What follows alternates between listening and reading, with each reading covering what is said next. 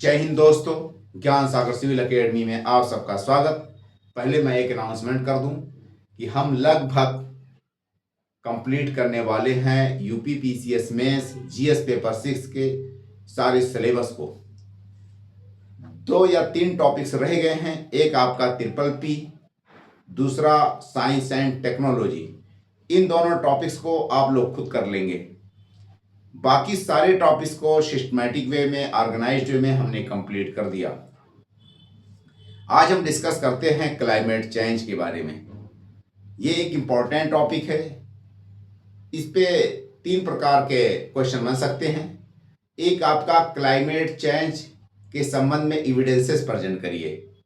दूसरे नंबर में climate change का प्रेजेंट इम्पैक्ट क्या पड़ा। तीसरे नंबर में क्लाइमेट चेंज का फ्यूचर में क्या इम्पैक्ट पड़ सकता है। अगर एविडेंस की बात करें तो उस कॉन्टेक्स्ट में आपको टेम्परेचर और रेनफॉल, हीट, कोल्ड, इस तरह के एस्पेक्ट को मेंशन करना होगा या इस पे आपको नोट्स बनाने होंगे। अगर हम बातें करें इम्पैक्ट्स की, तो मल्टी डायमेंशन से इम्पैक्ट्स पे क्वेश्चन पूछे जा सकते हैं। एग्रीकल्चर पे क्या इम्पैक्ट पड़ा और क्या फ्यूचर में पड़ सकता है। क्रॉपिंग पैटर्न, नेक्स्ट क्या है कि जैसे फ्लडिंग एंड ड्रॉट्स, नेक्स्ट आपका फॉरेस्ट, फाउना एंड फ्लोरा। तो इस प्रकार के जो भी टॉपिक्स हैं उसको हम यहाँ पे कवर करेंगे। हमने ट्राई किया कि सारे इंफॉर्मेशन यूपी के ही संबंध में हो और डिफरेंट सोर्सेज से इंफॉर्मेशन क्लाइमेट चेंज के रिलेटेड हमने कलेक्ट किए और उनको ऑर्गेनाइज किया और आपके सामने प्रेजेंट किया। तो अब हम स्टार्ट करते हैं। देखिए, climate change, climatic vulnerability and evidences, पहला पॉइंट हमारा है। क्लाइमेट के संबंध में, क्लाइमेट चेंज के संबंध में वल्नरेबिलिटी का मतलब कि क्या रिस्क है, कितना ज़्यादा लॉस होने के चांसेस हैं, जो भी फ्रेजाइल्स हैं, जो फ्रेजिलिटी है, उस पर क्या इम्पैक्ट या क्या प्रभाव पड़ेगा। तो देखिए, पहले नंबर में हमने एक रेनफॉल के बारे में यहाँ पे मेंशन किया है कुछ पॉइंट्स। ठीक है, रेनफॉल की अगर हम बात करते हैं तो ये आपका 2050 तक रेनफॉल 15 से 20% इंक्रीज हो जाएगा। 2080 तक रेनफॉल लगभग आपका 25 से 35% इंक्रीज होने के चांसेस हैं। ठीक है, 2050 तक रेनफॉल आपका 15 से 20% इंक्रीज हो जाएगा। 2080 तक 25 से 35% रेनफॉल इंक्रीज होने की संभावना है। ठीक है, कंपेयर टू प्री इंडस्ट्रियल इरा या बेस इरा या बेस रेट।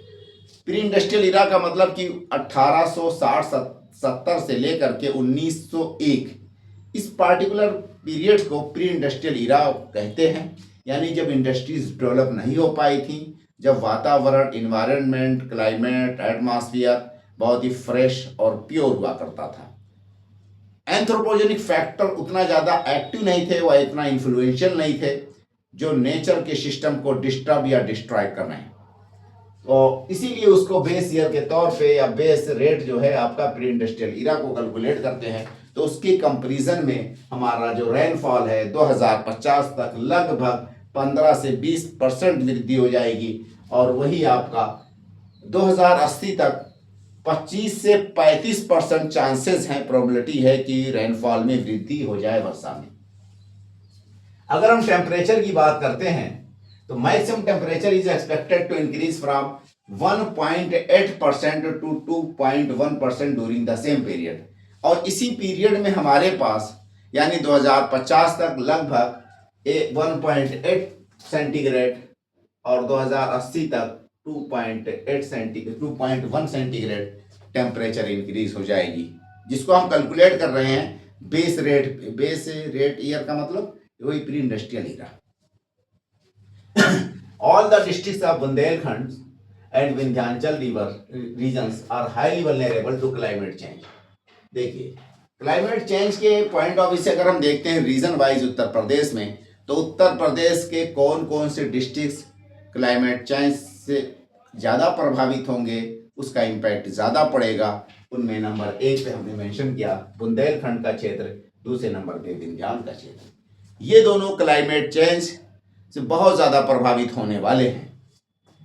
मॉडरेट वल्नरेबिलिटी होगा, यानी एवरेज लेवल पे इम्पैक्ट पड़ेगा क्लाइमेट चेंज का उत्तर प्रदेश के कुछ रीजन पे, कुछ एरियाज में, जिसमें सेंट्रल यूपी है, वेस्ट यूपी है, तराई है और ईस्टर्न यूपी है। ठीक है, देखिए वेस्टर्न प्लेन हो गया यानी वेस्टर्न यूपी, भाबर और तराई क्षेत्र है, south west semi arid areas हैं। साउथ वेस्ट सेमी एरियाज का मतलब आगरा, मथुरा, मैनपुरी का जो बेल्ट है वहां पे भी मॉडरेट लेवल पे इम्पैक्ट पड़ेगा क्लाइमेट चेंज का। अगर मिक्स्ड पैटर्न की बात करें, मिक्स्ड पैटर्न का मतलब कि मिला जुला असर रहेगा क्लाइमेट चेंज का, ना बहुत ज़्यादा प्रभाव पड़ेगा ना बहुत कम ही प्रभाव पड़ेगा, लेकिन तब भी इम्पैक्ट पड़ेगा। तो मॉडरेट से थोड़ा सा कम कह लीजिए आप, ठीक है, लो लेवल पे रहेगा। वो सेंट्रल है, ईस्टर्न है, आपका नॉर्थ ईस्टर्न डिस्ट्रिक्ट है, इन एरियाज में थोड़ा सा कम रहेगा। ठीक है, अब रेनफॉल को हमने दूसरे पॉइंट ऑफ व्यू से भी यहाँ पे मेंशन किया है कि last decade maximum decline in total rainfall recorded in western UP followed by the eastern UP then central parts of Uttar Pradesh. Rainfall को अगर हम रीजन के पॉइंट ऑफ व्यू से देखें कि सबसे ज्यादा रेनफॉल किस एरियाज में डिक्लाइन हुआ है उत्तर प्रदेश में पिछले दहाई में, यानी कि लास्ट डिकेड में, तो सबसे ज्यादा रेनफॉल कहाँ पे डिक्लाइन हुआ है?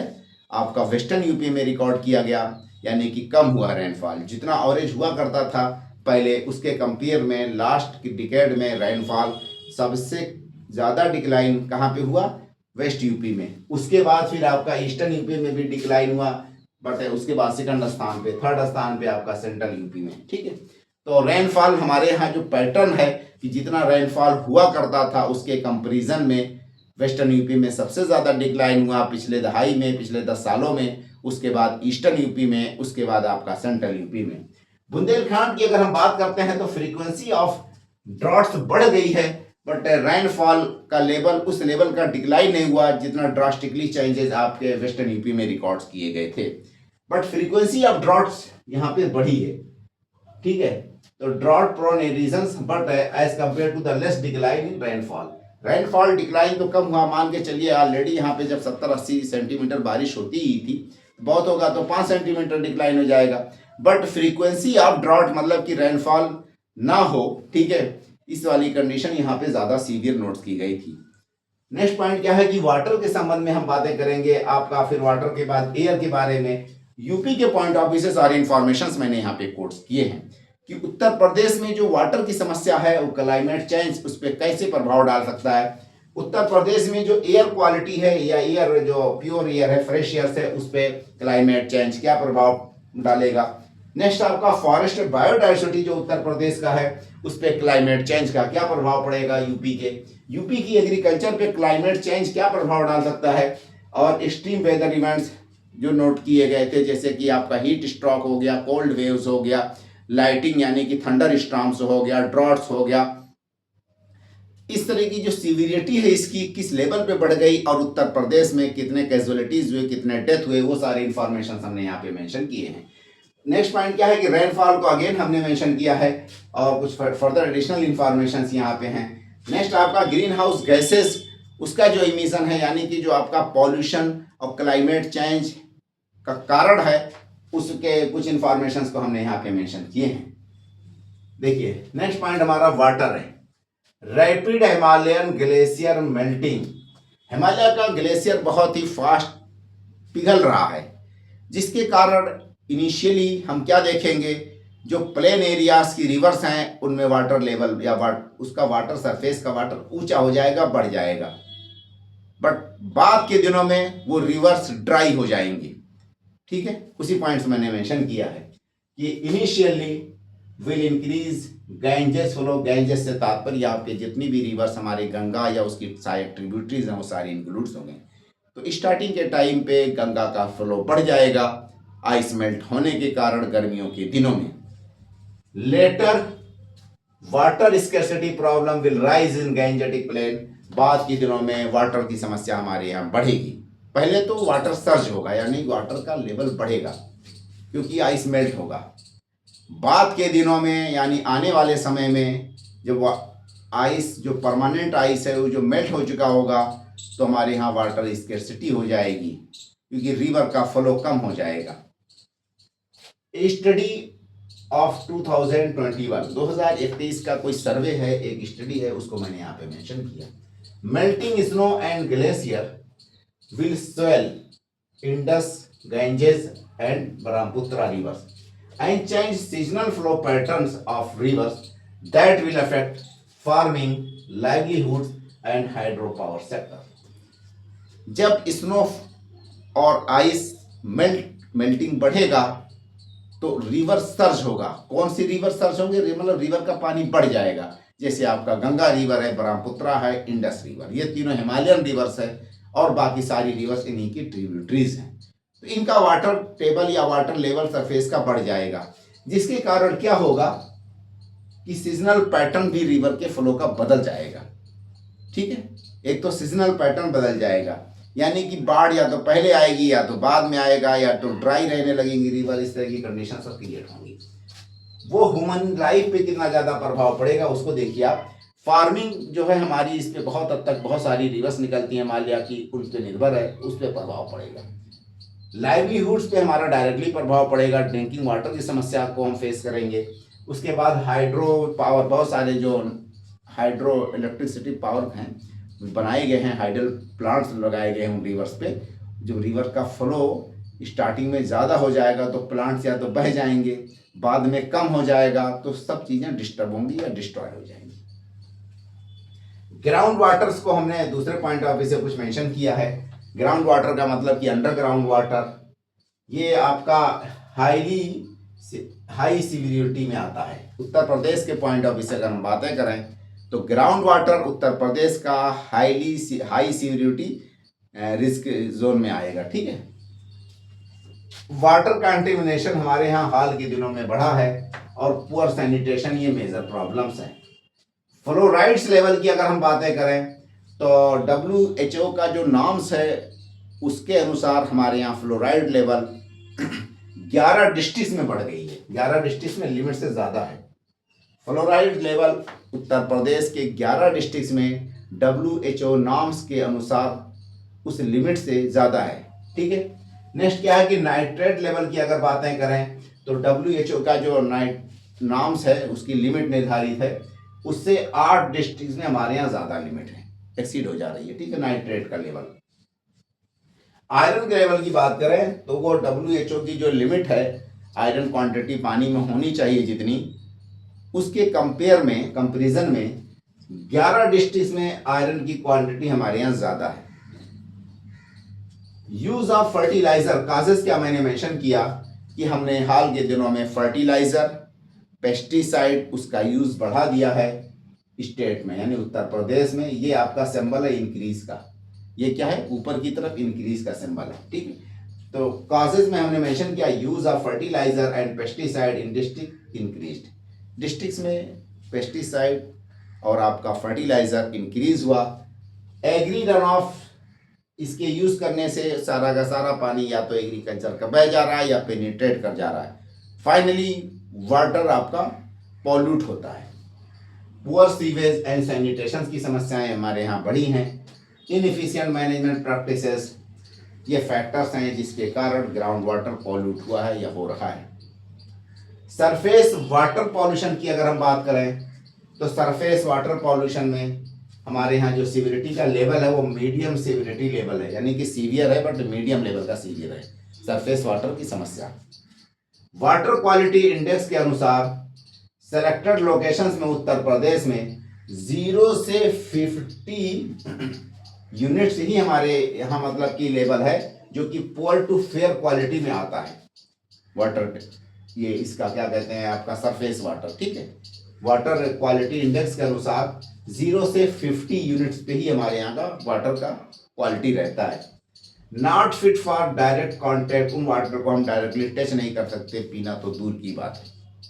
ठीक है, टोटल कोलीफॉर्म बैक्टीरिया का अगर हम लेवल की बात करें गंगा नदी में कानपुर में एक सर्वे के अनुसार वो आपका मोर देन 37 मिलियन, ठीक है, MPN पर 100 ml है। एक 100 ml में MPN यानी कि मोस्ट प्रोबेबल नंबर ऐसे कुछ होता है वो, कि आपके ये जो कोलीफॉर्म बैक्टीरिया हैं उसका एक लिमिट है कि लेस देन 1 या 2 MPN पर ml होना चाहिए, ऐसा कुछ। ये बहुत मिलियंस में हमारे यहाँ चले जा रहे हैं, ठीक है। तो बहुत ही ज़्यादा पॉल्यूटेड है। ये भी एक सिंबल है या एक पैमाना है, एक स्टैंडर्ड है कि कोलीफॉर्म बैक्टीरिया उन वाटर में किस लेवल के हैं। तो वो सैनिटरी को मेज़र करने का पैमाना है कि कितना साफ सुथरा पानी है, ठीक। तो ऐसे ही कोलीफॉर्म बैक्टीरिया का क्या लेवल है, कितने ज़्यादा क्वांटिटी में बैक्टीरिया पर लीटर या पर 100 ml में है। ऐसे ही मान के चलिए BOD यानी कि बायोलॉजिकल ऑक्सीजन डिमांड, ये भी आपका वाटर की क्वालिटी को जज करते हैं इसके द्वारा भी, कि अराउंड 75 mg यानी मिलीग्राम पर litre at Hindon reverse near Saharanpur. Saharanpur में हिंडन रिवर्स पे 75 mg पर लीटर के हिसाब से BOD है, जो कि बहुत ही पॉल्यूटेड कंसीडर किया जाएगा। इन सब का कॉजेज भी मैंने मेंशन किया कि domestic sewage and poor sanitation, ये फैक्टर्स हैं। नेक्स्ट आपका industrial effluents and agriculture run off. इन फैक्टर्स के कारण हमारे यहाँ का जो सरफेस वाटर वो भी बहुत ज़्यादा पॉल्यूटेड है। आपका ग्राउंड वाटर भी मैंने मेंशन किया, दोनों तरह के वाटर पॉल्यूटेड है, ठीक। वाटर अवेलेबिलिटी एंड स्ट्रेस, एक तीसरा पॉइंट वाटर के संबंध में हमने मेंशन किया। अगर पूछता है क्वेश्चन जैसे कि क्लाइमेट चेंज का वाटर पे क्या इम्पैक्ट पड़ेगा, क्लाइमेट चेंज का रेनफॉल टेम्परेचर पे क्या इम्पैक्ट पड़ेगा, क्लाइमेट चेंज का आपका एयर पे यानी एटमॉस्फेयर पे क्या इम्पैक्ट पड़ेगा, क्लाइमेट चेंज का इम्पैक्ट आपका फॉरेस्ट एंड बायोडाइवर्सिटी पे क्या पड़ेगा, क्लाइमेट चेंज का इम्पैक्ट आपका एग्रीकल्चर पे, उत्तर प्रदेश के एग्रीकल्चर पे क्या पड़ेगा। तो यूपी के पॉइंट ऑफ व्यू से सारे अलग अलग सेगमेंट्स में, अलग अलग मतलब सेक्टर्स में क्लाइमेट का क्या इम्पैक्ट पड़ेगा, क्या प्रभाव पड़ेगा, इस तरह से क्वेश्चन पूछेंगे, ठीक है। नेक्स्ट आपका water availability and water stress, इसकी अगर बातें करें तो ये मीडियम सेवरिटी लेवल में उत्तर प्रदेश आता है। ये सारा इंफॉर्मेशन यूपी के पॉइंट ऑफ व्यू से। लगभग 12% उत्तर प्रदेश के जो गांव हैं वहां पे रिलायबल ड्रिंकिंग वाटर सोर्सेज नहीं है।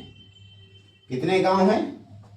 12%। रिवेन्यू विलेज से तात्पर्य क्या है, जैसे विलेज को उत्तर प्रदेश में या कहीं पे भी पूरे इंडिया में 2 प्रकार के विलेज घोषित किए जाते हैं। एक वो विलेज जो कि लोग रिवेन्यू विलेज कहलाते हैं, वहाँ पे लोग अपनी पर्सनल ज़मीनों के मालिक होते हैं, अपनी ज़मीनों पे घर बनाए होते हैं। और एक आपका गवर्नमेंट अथोराइज्ड विलेज होता है, जैसे फॉरेस्ट विलेज। तो जो गवर्नमेंट अथोराइज्ड विलेज है, फॉरेस्ट विलेज है, वो गवर्नमेंट की ज़मीन पे गांव बसा होता है। वहाँ लोगों के पास जो ज़मीनें होती हैं वो फॉरेस्ट की जो ज़मीन है उसी पे खेती कर रहे होते हैं, तो उसको फॉरेस्ट विलेज कहते हैं। और जो रिवेन्यू विलेज होता है वहाँ उसका लगान पहले ज़माने में दिया जाता था, उसी के आधार पे गवर्नमेंट की जो तहसील होती है, तहसील है ना, ब्लॉक है उसके ऊपर तहसील, उसके बाद डिस्ट्रिक्ट, तो तहसील में उनका पूरा रिकॉर्ड वहाँ पे मेंटेन होता है, उन ज़मीनों का, लोगों का पर्सनल पूरा रिकॉर्ड्स होता है, खेत बाड़ी का, है ना। तो उसी को कहा जाता है रिवेन्यू विलेज। तो फॉरेस्ट विलेज की तो जनसंख्या बहुत कम है, ठीक है। तो इसलिए मैंने मेंशन किया समझने के लिए कि विलेज का मतलब रिवेन्यू कॉमन विलेज जो होते हैं उनको रिवेन्यू विलेज कह लीजिए, ठीक है। सारे विलेज रिवेन्यू विलेज हैं, कुछ फॉरेस्ट विलेज को छोड़ करके जो फॉरेस्ट एरियाज में है और वो गवर्नमेंट की ज़मीन पे बसे हुई है, ठीक है। अब उन फॉरेस्ट विलेजेस को भी गवर्नमेंट क्या कर रही है कि रिवेन्यू विलेज में घोषित करते जा रही है। बहुत सारे विलेजेस को रिवेन्यू विलेज में घोषित किया जा चुका है। हमने लास्ट क्लास में जब फॉरेस्ट या कोई टॉपिक्स पढ़ाया था उसमें सब मेंशन किया था, ठीक है। 12% of revenue village of Uttar Pradesh do not have reliable drinking water sources. 12% उत्तर प्रदेश के गांव ऐसे हैं जहां पे रिलायबल ड्रिंकिंग वाटर सोर्सेज नहीं है। 38% of villages of Uttar Pradesh have limited access to drinking water. 38% यानी 38% या 38% उत्तर प्रदेश के विलेज ऐसे हैं जहां पे लिमिटेड एक्सेस है ड्रिंकिंग वाटर का, ये भी एक समस्या है। 53% of urban centres of Uttar Pradesh get 50% less water than supply norms. एक बंदे को जैसे कि आपका जल शक्ति वाला जो स्कीम है, यानी कि हर घर नल से जल वाला जो स्कीम है, उसके अनुसार 55 लीटर पर पर्सन के हिसाब से एक बंदे को वाटर प्रोवाइड करना या सुनिश्चित करना ये गवर्नमेंट की रिस्पॉन्सिबिलिटी है उसके अनुसार। तो उस नॉर्म्स को अगर हम मान लें स्टैंडर्ड, तो लगभग 50% कम वाटर हमारे पास पहुंच रहा है 53% उत्तर प्रदेश के अर्बन एरियाज में या अर्बन सेंटर्स में। तो उत्तर प्रदेश के 53% टाउन्स ऐसे हैं जहां पे जितना पानी लोगों को मिलना चाहिए, साफ स्वच्छ पानी, वो उस लेवल पे नहीं पहुंच रहा है। 50% सप्लाई कम हो पा रहा है। ठीक है, तो कितने टाउन हो जाएंगे आपका 53% अर्बन टाउन का मतलब 623 उत्तर प्रदेश के अर्बन टाउन्स ऐसे हैं जहां 50% आवश्यकता से या नाम से कम पानी सप्लाई हो पा रहा है। ठीक है, नेक्स्ट क्या देखिए, अगर हम ग्राउंड वाटर की बात करें एक्सप्लॉयटेशंस की, तो वेस्ट यूपी बहुत सीवियर कंडीशंस में है। वेस्ट यूपी के आपके ग्राउंड वाटर जो एक्सप्लॉयटेड है, 22 ब्लॉक्स ऐसे हैं वेस्ट यूपी के जहां पे ओवर एक्सप्लॉयटेड है। ओवर एक्सप्लॉयटेड का मतलब कि ग्राउंड वाटर इतना फास्ट या रैपिडली लोग वहां से एक्सट्रैक्ट करते हैं, निकालते हैं, जितना फास्ट वो रिचार्ज नहीं हो पाता है। तो blocks from western UP over exploited, यानी कि ज्यादा तेजी से पानी जमीन से निकाल लिया जाता है, उतना रैपिडली वो रिचार्ज नहीं हो पाता है ग्राउंड वाटर। 22 ब्लॉक्स ऐसे हैं उत्तर प्रदेश के वेस्टर्न यूपी में जहां पे ओवर एक्सप्लॉयटेड है। 28 ब्लॉक वेस्टर्न यूपी के ऐसे हैं जो आपका सेमी क्रिटिकल कंडीशंस में है। ग्राउंड वाटर के मामले में वेस्टर्न यूपी के 28 ब्लॉक्स ऐसे हैं जो सेमी क्रिटिकल कंडीशंस में हैं। अब एयर की बातें करें, क्लाइमेट चेंज का उत्तर प्रदेश के पॉइंट ऑफ व्यू से एयर पे, एटमॉस्फेयर पे क्या प्रभाव पड़ा है, क्या प्रभाव पड़ेगा। देखिए, इंडोर एयर क्वालिटी को मैंने यहाँ पे मेंशन किया और अर्बन एरियाज की जो एयर है क्वालिटी या पॉल्यूशन लेवल, उसके बारे में मेंशन किया। इंडोर एयर पॉल्यूशन का मतलब कि घर के अंदर लोग, घर कंजेशन में है, कुकिंग से बहुत ज़्यादा पॉल्यूशन का लेवल बढ़ रहा है आज के समय। बहुत सारी फैमिलीज आपका फ्यूल वुड यूज़ करती हैं जिसकी वजह से पॉल्यूशन की सिविरिटी और बढ़ जाती है। तो वही पॉइंट है, हाई सिविरिटी लेवल में आता है indoor air pollution Uttar Pradesh का। ठीक है, high amount of lost by traditional fuel. Traditional fuel का मतलब कि जो वुड फ्यूल है उसके द्वारा बहुत भारी मात्रा में हमारा रुपीस लॉस हो जा रहा है, क्योंकि हमारे यहाँ ट्रेडिशनल वुड पे निर्भरता, उस पर डिपेंडेंसी बहुत ज़्यादा है। लोग घरों में खाना आज भी ट्रेडिशनल वुड से ही बनाते हैं। ट्रेडिशनल फ्यूल का मतलब वुड से, यानी कि लकड़ी को एज ए ईंधन लोग यूज़ करते हैं, और वो एक फैक्टर्स है। Chief cook expose daily RSPM, मतलब कि रेस्पिरेटरी सस्पेंडेड पार्टिकुलेट मैटर। ठीक है, 3 आवर्स पर डे। जो भी घर में खाना बनाने वाली महिला है, मेन महिला जो मेजर जिनका रोल होता है खाना बनाने में, उत्तर प्रदेश के घरों में अगर उनको देखा जाए तो लगभग 3 घंटा ऐसी महिलाएं डेली, यानी दोपहर के टाइम में 1.5 घंटा मान लीजिए और 1.5 घंटा शाम के टाइम में, तो एक दिन में कितना घंटा, 3 घंटा पॉल्यूटेड एयर्स को फेस करती हैं या एक्सपोज होती हैं। तो घर में जो मेन महिला हैं खाना बनाने वाली, पर घर यही हाल है उत्तर प्रदेश का कि एक दिन में 3 घंटा उनको पॉल्यूटेड एयर्स में या सफोकेटेड एयर्स में रहना पड़ता है, 3 घंटा लगभग। तो उसी पॉइंट्स को कहा मैंने कि आपका रेस्पिरेटरी सस्पेंडेड पार्टिकुलेट मैटर्स को फेस करना पड़ता है। तो रेस्पिरेटरी सस्पेंडेड पार्टिकुलेट मैटर का मतलब कि जो पॉल्यूटेड एयर्स है उनकी बीच में उनको रहना पड़ता है। घर की जो मेजर महिला है, मेन महिला है खाना बनाने वाली, एक दिन में। आल्सो CO यानी कि कार्बन मोनोऑक्साइड, वो भी उनको एक्सपोज होती है या फेस करती हैं डेली। SO2, ये भी सब पॉइजनस गैसेस हैं, यानी कि सल्फर डाइऑक्साइड, इसको भी ये फेस करती हैं डेली, सेम आवर, यानी 3-3 घंटे के हिसाब से। एक दिन में जो खाना बनाती हैं, जिनका मेन रोल होता है, वो लगभग 3-3 घंटे के दर पे इतनी समस्याएं फेस करती हैं। Urban ambient air pollution. Urban ambient air pollution की अगर हम बात करें तो हाई सिविरिटी है, ये हाई सिविरिटी लेवल में आता है अर्बन एम्बियंट एयर पॉल्यूशन। ठीक है, billions of rupees lost daily due to urban air pollution. Urban air pollution के कारण billions of rupees Uttar Pradesh में लॉस हो जाते हैं। Suspended particulate matter level in 8 cities are 2 to 3 times higher than ambient air quality standard. जो भी norms है suspended particulate matter का, उसकी कंपैरिजन में 2 से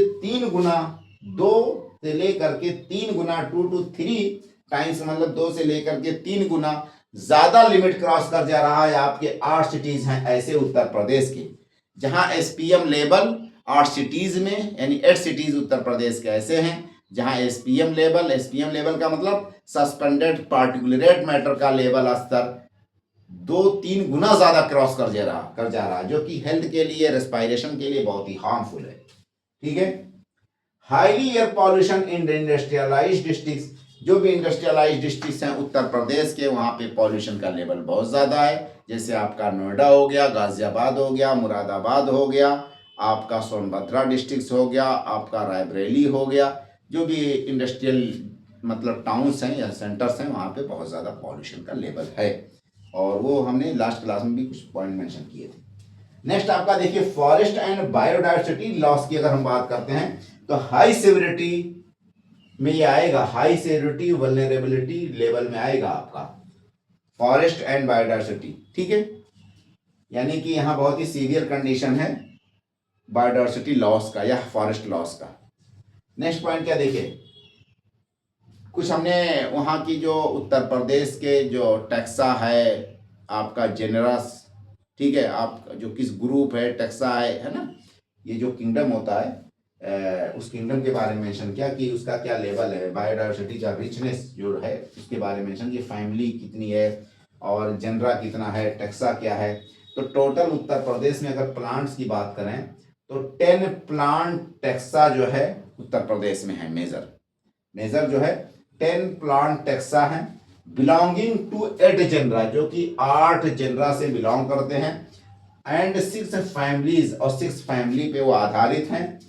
आर इंडेमिक टू यूपी, जो कि यूपी के इंडेमिक हैं, यानी यूपी में ही पाए जाते हैं, वहीं से ही जुड़े हुए हैं, मेनली वहीं से संबंधित हैं। गैंजेटिक डॉल्फिन अगर हम बात करें तो इंडेंजर्ड स्पेसीज में आती है। एट थ्रेट, वो आपका डेंजरस कंडीशंस में है। इंडेमिक टू यूपी, ये भी यूपी के ही इंडेमिक ही है। ठीक है, यूपी बिहार मतलब इसी एरिया में ही उसको वो नेटिव वहीं की है। 1 national park and 25 wildlife sanctuaries covers 34 to 35% of state's area। उत्तर प्रदेश में 1 नेशनल पार्क है, 4 जो है टाइगर रिजर्व है, कहीं कहीं पे 6 टाइगर रिजर्व रहता है, और 25 वाइल्ड लाइफ सेंचुरी हैं, 24 या 25 वाइल्ड लाइफ सेंचुरीज। इन सबको आप कैलकुलेट करेंगे। कहने का तात्पर्य कि जो प्रोटेक्टेड एरियाज हैं वो उत्तर प्रदेश की जोग्राफिकल एरिया के लगभग 34-35% एरिया पे फैले हुए हैं। ठीक है, तो इतना बड़ा उत्तर प्रदेश डाइवर्स है। अब क्लाइमेट चेंज का कितना इम्पैक्ट पड़ जाएगा तो उसको हमको पहले से ध्यान देना होगा और प्रोटेक्ट और प्रिजर्व करना होगा। 5,000 to 10,000 hectares of forest land diverted for developmental activities each year in Uttar Pradesh. Uttar Pradesh में ही ओनली 5,000 से लेकर के 10,000 हेक्टेयर की फॉरेस्ट की जमीन हर साल अदर एक्टिविटीज के लिए डोनेट कर दी जाती है। अदर एक्टिविटीज का मतलब एग्रीकल्चर का इंकरेजमेंट कर दिया, कोई इंडस्ट्री के लिए फॉरेस्ट काट दिए गए, कभी माइनिंग के लिए, ठीक है, या कोई आपका डैम बना दिया गया तो वो डाइवर्ट कर दी जा रही है दूसरी एक्टिविटीज के लिए, जिसके कारण ग्रीन कवर हमारे यहाँ घटता जाएगा। बट बड़ा है सर्वे के अनुसार। ठीक है, तो ये एक ये दूसरा सर्वे है, वो दूसरा सर्वे है। ठीक है, projection to change in forest type moist deciduous to dry deciduous and thorny grasses. एक प्रोजेक्शन ये क्या गया कि उत्तर प्रदेश में जो भी फॉरेस्ट हैं जहां पे मॉइस्ट डिसीडुअस हैं वो कन्वर्ट हो जाएंगे आपके ड्राई डिसीडुअस में, या ड्राई डिसीडुअस वाले कन्वर्ट हो सकते हैं थॉर्नी में अगर बारिश कम हुई।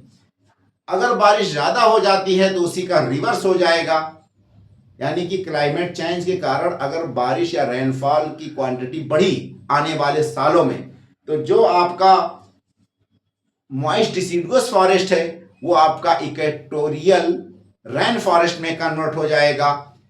जो आपका ड्राई डिसिडुअस फॉरेस्ट है वो मॉइस्ट डिसिडुअस फॉरेस्ट में कन्वर्ट हो जाएगा। जो आपका थॉर्नी फॉरेस्ट है वो आपका कन्वर्ट हो जाएगा ड्राई डिसिडुअस में। ठीक है, तो अगर घटी या बढ़ी उसी हिसाब से हमारे यहाँ फॉरेस्ट के भी चेंजेस होने के चांसेस हैं। इस पॉइंट का एक प्रोजेक्शन है। अब हम एग्रीकल्चर के बारे में बातें करते हैं। ये भी बहुत इंपॉर्टेंट टॉपिक है। क्वेश्चन तो ज़्यादा प्रोबेबल है कि एग्रीकल्चर टाइप ही पूछा जाए। ठीक है, क्लाइमेट चेंज का एग्रीकल्चर पे क्या प्रभाव पड़ा है और क्या पड़ेगा। कुछ पॉइंट्स या डेटा हमने उत्तर प्रदेश के यहाँ पे मेंशन किए हैं। As per above mention trends of climatic change, agri productivity will decline to 25% in irrigated areas. अगर ऐसे ही उत्तर प्रदेश में क्लाइमेट चेंज का प्रभाव पड़ता रहा, क्लाइमेट चेंज यानी मतलब टेम्परेचर और रेनफॉल इसी गति से घटते बढ़ते रहे, उनकी वेरिएबिलिटी घटती बढ़ती रही, चेंज होती रही, अनस्टेबल रही, तो जो इरिगेटेड एरियाज हमारे यहाँ उनमें लगभग 25% प्रोडक्टिविटी घट जाएगी उत्तर प्रदेश में।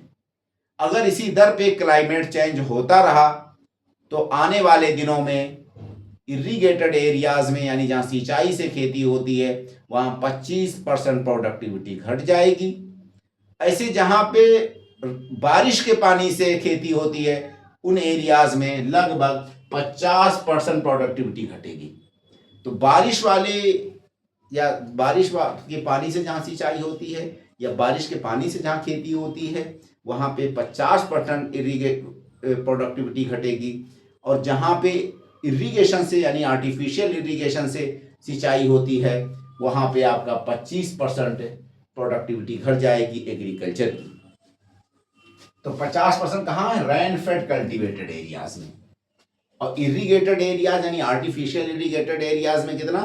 25% आपकी घटेगी। ठीक है, अगर इसी दर पे क्लाइमेट चेंज होता रहा उत्तर प्रदेश में ही only. Dominance to small and marginal farmers both shares 92% will make more vulnerability to climate change। उत्तर प्रदेश की अगर हम बात करें तो उत्तर प्रदेश में ज़्यादातर फार्मर्स बिलोंग करते हैं स्मॉल फार्मर कैटेगरी से या आपके मार्जिनल फार्मर कैटेगरी से, जो कि लगभग 92% हैं। अगर इसी रेट पे क्लाइमेट चेंज होता रहा तो इनकी सस्टेनेबिलिटी पे और ज़्यादा प्रभाव पड़ेगा। ये हाईली रिस्क और वल्नरेबल कम्युनिटीज़ हैं क्योंकि इनके पास उतने संसाधन नहीं होते, संसाधनहीन होते हैं। क्यों? कारण क्या है कि 92% हमारे यहाँ फार्मर्स आपके मार्जिनल या स्मॉल फार्मर्स हैं और इन पे और ज़्यादा रिस्क है इनके लॉस होने का या डिस्टर्ब या डिस्ट्रॉय होने का क्लाइमेट चेंज के कारण। Inconsistent and erratic monsoon, water scarcity has substantially affected crop yields, cropped area and livestock in Bundelkhand region in the last 4 to 5 years। हमने एक सर्वे का डेटा यहाँ पे मेंशन किया कि पिछले 4-5 सालों में बुंदेलखंड खाली डिस्ट्रिक्ट की बातें करें अगर तो ये देखा गया 4-5 सालों में ये जो रेनफॉल का पैटर्न है वो डिस्टर्ब हुआ क्लाइमेट चेंज के कारण। और जब रेनफॉल का पैटर्न डिस्टर्ब हुआ, जैसे कि आपका inconsistency in rainfall, erratic monsoon, ठीक है, इन फैक्टर के कारण या वाटर सप्लाई स्टेबल नहीं रही बुंदेलखंड एरियाज में, जिसके कारण बुंदेलखंड में पिछले 4-5 सालों में बहुत हाई मात्रा में क्रॉप के प्रोडक्टिविटी में प्रभाव पड़ा। आपका क्रॉप्ड एरियाज, लाइव स्टॉक्स, उन सब की जनसंख्या घट गई या प्रोडक्टिविटी में बहुत ज़्यादा नेगेटिव इम्पैक्ट पड़ा। अगर हमारे यहाँ एग्रीकल्चर प्रोडक्टिविटी घटेगी तो फूड सिक्योरिटी की प्रॉब्लम्स बढ़ जाएगी। दूसरी साइड में जनसंख्या की जो वृद्धि दर है वो बहुत ही तेजी से हो रही है। Total fertility rate Uttar Pradesh का आज भी बहुत ही हाई लेवल पे है। तो ये आपको मल्टीप्लाइकेशन इम्पैक्ट होगा कि एक साइड में हमारे यहाँ फूड सिक्योरिटी की समस्या खड़ी होगी क्योंकि प्रोडक्टिविटी एग्रीकल्चर की या क्रॉप्स या फूड्स की प्रोडक्टिविटी घट रही है। दूसरे साइड में हमारे यहाँ जनसंख्या की वृद्धि बहुत ही हाई रेट्स पे हो रही है।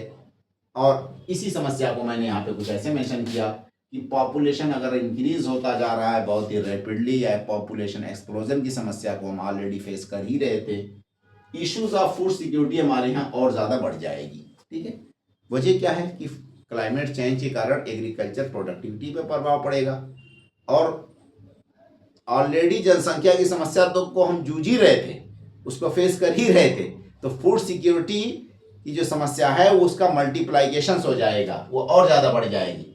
अगर हम ज़मीनों की बात करें, लैंड्स की बात करें, तो 13 million hectares of the land affected by degradations. Uttar Pradesh में पिछले कुछ सालों में 13 मिलियन हेक्टेयर भूमि डिग्रेड हो गई है, उनकी क्वालिटी, उपजाऊ की जो क्षमता है वो घट गई है। ठीक है, कितना मिलियन? 13 मिलियन। इस 13 मिलियन हेक्टेयर ऑफ लैंड्स में से लगभग 1.15 मिलियन हेक्टेयर सैलाइन और अल्कलाइन लैंड्स में कन्वर्ट हो गए हैं। जो 13 मिलियन हेक्टेयर लैंड्स हैं उत्तर प्रदेश के डिग्रेडेड हुए, उनमें से 1.15 मिलियन हेक्टेयर लैंड सैलाइन या अल्कलाइन लैंड्स में कन्वर्ट हो गए। ठीक है, 0.81 million hectare lands water lots में कन्वर्ट हो गए पिछले कुछ सालों में उत्तर प्रदेश में। इसी 13 मिलियन में से ही है वो भी। ठीक है, नेक्स्ट पॉइंट क्या की देखिए, 11 districts have more than 9% land areas at degraded land. Uttar Pradesh के 11 डिस्ट्रिक्ट्स ऐसे हैं जहां पे 9% से ज़्यादा भूमि खेती की जाने वाली डिग्रेडेड लैंड में कन्वर्ट हो गई है। तो कितने डिस्ट्रिक्ट्स ऐसे हैं? 11 डिस्ट्रिक्ट्स की 9% भूमि डिग्रेडेड लैंड में कन्वर्ट हो गई है उत्तर प्रदेश की। इन विंटर टेम्परेचर में reach to 0 degree while in summer may exceed up to 50 degree. अगर क्लाइमेट चेंज की बातें करें तो पिछले कुछ सालों में ये देखा गया कि टेम्परेचर यानी कि जो पारा है ठंडियों के दिनों में 0 डिग्री तक आ जाता है उत्तर प्रदेश के कुछ एरियाज में। वहीं गर्मियों का जो पारा है यानी टेम्परेचर वो 50 डिग्री प्लस चला जा रहा है। इसका मतलब कि resulting cold wave and heat waves respectively. तो अगर कोल्ड वेव और हीट वेव उसकी सीवियरिटी इंटेंसिटी बढ़ जाती है तो वो हमारे एग्रीकल्चर पे भी उसी तरह से प्रभाव डालेगी, खासकर मानसून मतलब कि जो रबी क्रॉप्स है और खरीफ क्रॉप है। आपका कोल्ड वेव ये रबी क्रॉप्स और खरीफ क्रॉप पे आपका जो है ये हीट वेव प्रभाव डालेगी और उसकी सीवियरिटी बढ़ी है, उसकी फ्रीक्वेंसी बढ़ी है। ठीक है, currently rainfall varies in state from annual average 170 centimeter in hilly areas to 84 centimeter in western UP. Uttar Pradesh में रेनफॉल की अगर बात करें तो बहुत ही वेरिएबल रेनफॉल है। कहीं पे जो हिमालय से अटैच एरियाज हैं, जैसे आपका जो तराई वराई टाइप बेल्ट है, वहाँ पे कुछ एरियाज में 170-180 सेंटीमीटर बारिश होती है। वहीं वेस्टर्न यूपी या ड्राई एरियाज जो हैं साउथ वेस्ट यानी कि ये आपका मथुरा आगरा वाला बेल्ट, वहाँ पे रेनफॉल आपकी लगभग 66 से लेकर के 70 सेंटीमीटर बारिश होती है एक साल की। तो ये बहुत वेरिएबल है रीजन वाइज हमारे यहाँ रेनफॉल। इस वेरिएबिलिटी के कारण एग्रीकल्चर में भी उसी स्तर पे प्रभाव पड़ेगा। ठीक है, it will further raise variability in rainfall, और चांसेस ये हैं कि जहाँ पे बारिश ज़्यादा हो रही और ज़्यादा हो जाए, जहाँ पे कम हो रही और कम हो जाए। फाइनली एग्रीकल्चर का जो क्रॉप प्रोडक्टिविटी है, क्रॉपिंग पैटर्न है, वो सब डिस्टर्ब हो जाएगा और डिस्ट्रॉय होने लगेगा आने वाले दिनों में, अगर इसी दर पे क्लाइमेटिक चेंज आपका इम्पैक्ट डालता रहा। इन 2019 union ministry of agriculture acknowledged that climate change is expected to reduce Uttar Pradesh output in wheat, maize, potato, meal। 2019 में सेंट्रल गवर्नमेंट की जो एग्रीकल्चर मिनिस्ट्री है उसने इस बात को एक्सेप्ट किया, मान लिया कि आने वाले दिनों में उत्तर प्रदेश की जो रबी के सीजन की क्रॉप्स हैं बहुत ज़्यादा प्रभावित होंगी, उनका प्रोडक्शन और प्रोडक्टिविटी घट जाएगा। रबी क्रॉप से तात्पर्य क्या है कि जैसे देखेंगे आप, वीट हो गया, माइज हो गया, पोटैटो हो गया और मिल्क हो गया, यानी एनिमल पे भी प्रभाव पड़ेगा, लाइव स्टॉक्स भी प्रभाव पड़ेगा क्लाइमेट चेंज का। इस बात को एक्सेप्ट किया है किसने? यूनियन मिनिस्ट्री ऑफ एग्रीकल्चर ने 2019 में कि यूपी बहुत ज्यादा प्रभावित पड़ सकता है। ठीक है। Extreme weather events, climate change has already increased the frequency and severity of extreme weather and climatic events such as heat waves, cold waves, floods, droughts, lighting. Extreme weather events का मतलब कि जो भी वेदर एलिमेंट्स हैं उसकी severity की conditions आ जाए। Weather elements का मतलब कि जैसे रेनफॉल हो गया, टेम्परेचर हो गया, ड्रॉट्स हो गया, फ्लड्स हो गया, cold wave, heat wave, lighting, thunder storms, ठीक है, कहीं बिजली गिर गई, इस तरह के। तो इस तरह की समस्याएं बढ़ेंगी आने वाले दिनों में। इसकी समस्याओं से उत्तर प्रदेश में क्या इम्पैक्ट पड़ा है और क्या पड़ सकता है, उस पॉइंट्स को मैंने यहाँ पे कुछ मेंशन किया है। देखिए, हीट वेव को मैंने यहाँ पे एक टारगेट किया, कोल्ड वेव को टारगेट किया है, फ्लड और ड्रॉट्स और लाइटिंग, इस तरह के इंफॉर्मेशन को यहाँ पे रखा है। कुछ इंफॉर्मेशन के डेटा हमको मिले, हमने वही उठाए, बाकी डेटा नहीं उतने ज़्यादा अप्रोप्रिएट थे, इसलिए नहीं रखे। Total mortality of Uttar Pradesh between 1970 to 2019, यानी 1970 से लेकर के 2019 के बीच में उत्तर प्रदेश में कितनी मृत्यु हुई है इस तरह के एक्सट्रीम वेदर इवेंट से, जैसे कि फ्लड हो गया, ड्रॉट हो गया, हीट वेव हो गया, यानी लू लगने से, जो गर्मियों में जब ठंडी बहुत ज़्यादा पड़ती है, ठीक है, शीतलहर के चलने से, और आपका थंडर यानी कि बिजली के कड़कने या गिरने से कितने लोगों की मृत्यु में क्या दर है, उसका क्या उत्तर प्रदेश में क्या असर है, और इंडिया लेवल पे उत्तर प्रदेश कहाँ स्टैंड करता है इस तरह के इवेंट्स में। तो कुछ ही जो है एक्सट्रीम वेदर इवेंट्स को मैंने मेंशन किया है, सारे नहीं मेंशन किया। देखिए, कोल्ड वेव की बात करें तो बिहार का पहला स्थान है कोल्ड वेव में, ठीक है। सबसे ज्यादा मृत्यु कहाँ होती है? बिहार में हुई है, ये 1970 से 2019 के बीच में। यूपी का दूसरा स्थान है, देखिए UP stand at second position, ठीक है, इन मोर्टेलिटी का मतलब कैजुअलिटी, जो डेथ हुई है 1970 से 2019 के बीच में। तो 70 से 19 के बीच में कोल्ड वेव के कारण यानी शीतलहर चलने के कारण बिहार में सबसे ज्यादा लोग मरे हैं और दूसरे स्थान पे यूपी में लोग मरे हैं, ठीक है। नेक्स्ट आपका देखिए, हीट वेव की अगर हम बात करें तो हीट वेव से सबसे ज्यादा आंध्र प्रदेश में लोग मरे हैं, उसके बाद राजस्थान और यूपी का तीसरा पोजीशन है, ठीक है। तो इसीलिए यूपी अगर का तीसरा पोजीशन मेंशन करने के लिए इन एरियाज को मैंने मेंशन किया, बट मेरा मेन मकसद क्या था, यूपी को मेंशन करना, ठीक है। तो ये सब याद नहीं करना है, बस एक डायग्राम, एक फ्रेम आपको दिमाग में रखना है, इतना ज़्यादा डेटा और फैक्ट्स आपको याद नहीं करना है। बस ये ध्यान ये रखना है कि कोल्ड वेव में 1970 से 2019 के बीच में उत्तर प्रदेश में अच्छे खासे लोग मर गए, जो कि उत्तर प्रदेश का दूसरा स्थान में लोग मरने वालों की जनसंख्या के मामले में दूसरा स्थान है। ऐसे हीट वेव यानी लू चलने के कारण उत्तर प्रदेश में अच्छे खासे लोग मरे और लगभग तीसरा स्थान है उत्तर प्रदेश का। आपका जो अगर फ्लड की बात करें तो सबसे ज़्यादा फ्लड की समस्याओं से जो पीड़ित रहा राज्य ये पिछले 40-50 सालों में, यानी 70 से 2019 के बीच में, कौन था? यूपी, जो कि पहले स्थान पे सबसे ज़्यादा फ्लड से लोग यहाँ पे प्रभावित हुए, आपका कैजुअलिटीज हुई या मरे हैं लोग। देखिए, टोटल की अगर हम बात करें तो यूपी का तीसरा स्थान है पूरे इंडिया में पिछले 50 सालों में मरने वालों में, ठीक है। तो 50 सालों में लगभग उत्तर प्रदेश का तीसरा स्थान है मरने वालों की।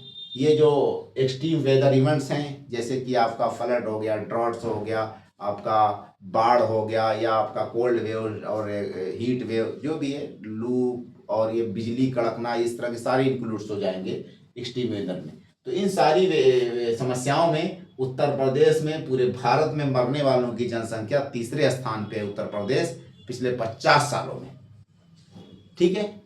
नेक्स्ट आपका देखिए, number of death in UP 2020 में हमने अलग अलग इवेंट्स जो हुए, जैसे देखिए कोल्ड वेव से 2020 में उत्तर प्रदेश में 88 लोग मरे थे, वहीं रेनफॉल के कारण 48 से लोग मर गए उत्तर प्रदेश में 2020 में। हीट वेव से 53 लोग मर गए, लाइटिंग से कोई डेथ नहीं हुई थी। 19 में तो हुई थी और 20 में कोई डेथ नहीं हुई। थंडर स्टॉर्म से 167 लोग, यानी बिजली गिरने से 167 लोग आपके मरे थे। थंडर स्टॉर्म का मतलब कि वही जो चमक गरज टाइप कुछ होता है। टोटल 356 लोग मरे हैं 2020 में उत्तर प्रदेश में। ये डेटा आपको याद नहीं करना, बस एक ध्यान रखना है कि cold wave, heat wave, thunder storm, heat और क्या कहते हैं लाइटिंग, इसके कारण या फ्लड या ड्रॉट्स, इसके कारण उत्तर प्रदेश में बहुत ज़्यादा हाई लेवल पे कैजुअलिटीज है।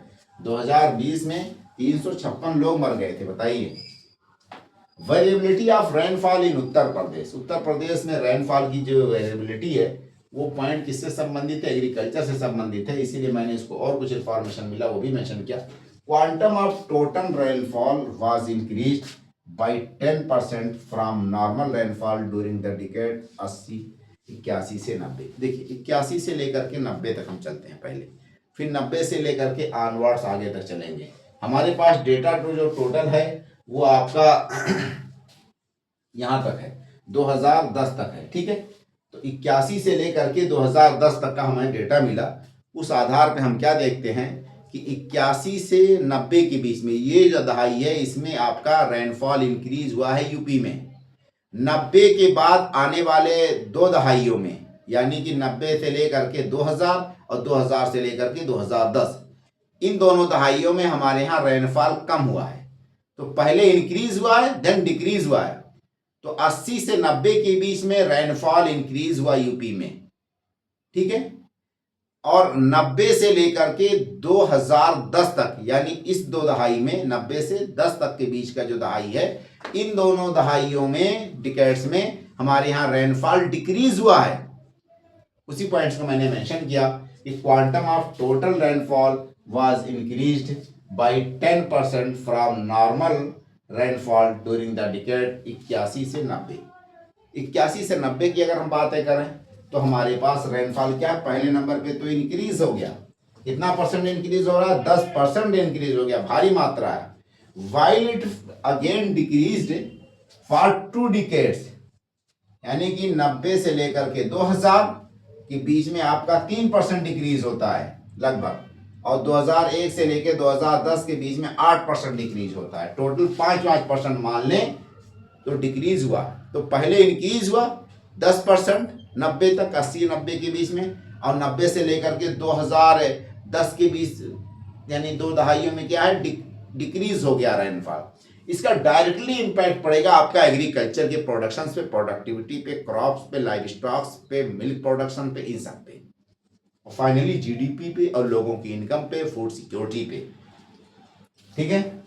The quantum of monthly rainfall got significantly decreased after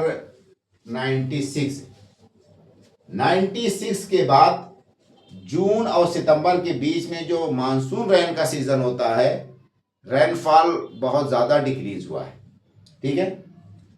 flood occurring commonly, और फ्लड की बाढ़ की समस्याएं भी बढ़ने लगी हैं, कॉमन हो गई हैं। हर साल लगभग स्टेट के किसी न किसी भाग में बाढ़ की समस्या से स्टेट ग्रस्त रहता है या अफेक्टेड रहता है। तो फ्लड की फ्रीक्वेंसी, ड्रॉट की फ्रीक्वेंसी, यानी कि बाढ़ और सूखा, उसकी फ्रीक्वेंसी हर साल बढ़ी है उत्तर प्रदेश में। लगभग हर साल कोई ना कोई एरिया उत्तर प्रदेश का फ्लड अफेक्टेड रहता ही रहता है। तो flood occurring commonly affecting almost every year any parts of the state. Any parts of the state मतलब कम से कम कहीं ना कहीं फ्लड की समस्या रहेगी हर साल। 73 lakh hectare area is flooded in state. Uttar Pradesh में लगभग 73 लाख एरिया ऐसे है जो कि फ्लडेड हैं। ईस्टर्न डिस्ट्रिक्ट का मतलब कि जो ईस्टर्न यूपी हैं उसके डिस्ट्रिक्ट और तराई एरियाज के जो डिस्ट्रिक्ट हैं वो फ्लड से सबसे ज्यादा ग्रस्त होते हैं उत्तर प्रदेश में। ग्रीन हाउस गैस इमिशन की बात करें, यानी कि अगर एयर पॉल्यूशन की अगर समस्या आया या ग्लोबल वार्मिंग के रिलेटेड क्वेश्चन पूछा तो क्लाइमेट चेंज से संबंधित हैं कि पॉल्यूशन पे या हीट पे या आपका टेम्परेचर ग्लोबल वार्मिंग पे क्या इम्पैक्ट पड़ेगा। तो ग्रीन हाउस गैसेस के कुछ इंफॉर्मेशन हमने यूपी के कॉन्टेक्स्ट में यहाँ पे मेंशन किए हैं। UP contributes 14% of national greenhouse gases. Uttar Pradesh पूरे इंडिया का लगभग 14% ग्रीन हाउस गैस उत्सर्जन या इमिशन करता है। उत्तर प्रदेश पूरे भारत का ग्रीन हाउस गैस लगभग 14% इमिट करता है या उत्सर्जन करता है। वही पॉइंट मैंने मेंशन किया, Uttar Pradesh contribute 14% of national यानी पूरे भारत का ग्रीन हाउस गैसेस में उत्तर प्रदेश की भागीदारी 14% है। 21%, ठीक है, of India's fossil fuels consumption. पूरे इंडिया का जो फॉसिल फ्यूल्स है उत्तर प्रदेश अकेले 21% कंज्यूम करता है। ठीक है, फॉसिल फ्यूल्स का मतलब कि जैसे कोल हो गया, पेट्रोलियम हो गया, डीजल हो गया, मोबियाइल हो गया, या इस तरह के जो भी उसके पेट्रोलियम के प्रोडक्ट और कोल से संबंधित जो चीजें हैं। ठीक, उसके कंजम्पशन की बात करें तो पूरे इंडिया का अकेले यूपी 21% कंज्यूम कर जाता है। 7% of India's electricity consumption bye UP. पूरे भारत की उत्तर प्रदेश 7% इलेक्ट्रिसिटी कंज्यूम करता है। पावर सेक्टर की अगर बात करें तो टोटल CO2 इमिशन में बाई स्टेट लगभग 45% है, which contribute 15% of India power based CO2 emission. Power sector में CO2 इमिशन उस स्टेट में कितना होता है? 45% होता है। यानी इलेक्ट्रिसिटी जनरेशन में उत्तर प्रदेश का टोटल जो इमिशन उत्तर प्रदेश का है वो ओनली इलेक्ट्रिसिटी से ही, इलेक्ट्रिसिटी बनाने में यूपी 45% उत्सर्जन करता है। ठीक है, अच्छा, ये जो 45% उत्तर प्रदेश उत्सर्जन इलेक्ट्रिसिटी बनाने में करता है, मतलब कि सारे सेक्टर इंक्लूड है इसमें, इंडस्ट्री हो गया, हाउस होल्ड हो गया, सब कुछ, उन सबको कैलकुलेट करेंगे तो 45% ग्रीन हाउस गैस का उत्सर्जन हम खाली इलेक्ट्रिसिटी जनरेट करने में कर देते हैं यूपी के लोग।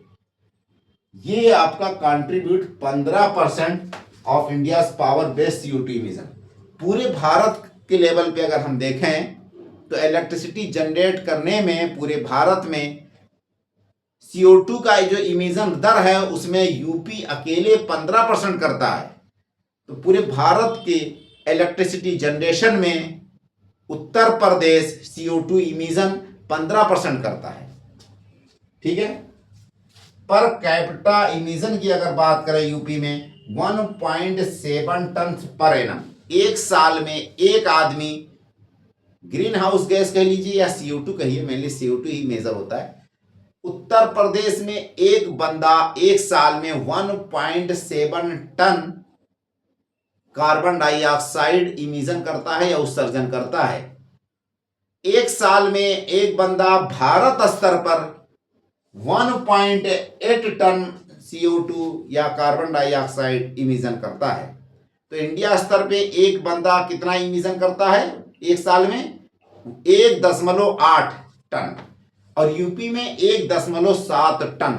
इसका मतलब कि लगभग नेशनल एवरेज के बराबर है यूपी का बंदा उत्सर्जन के मामले में CO2 के एक साल में।